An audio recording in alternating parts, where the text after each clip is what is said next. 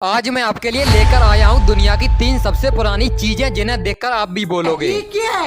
सबसे पहले यह है दुनिया की सबसे पहली एम्बुलेंस जो कि कुछ ऐसी दिखाई देती थी, जिसमें ड्राइवर को पीछे और पेशेंट को नीचे लेटाया जाता था। नेक्स्ट, पुराने समय के लोगों के शौक नवाबी थे, क्योंकि उस समय लोग फ्लश वाले टॉयलेट का इस्तेमाल किया करते थे और इस टॉयलेट में छेद से छेद मिलाकर बैठ जाओ और अपनी खाद डाल दो।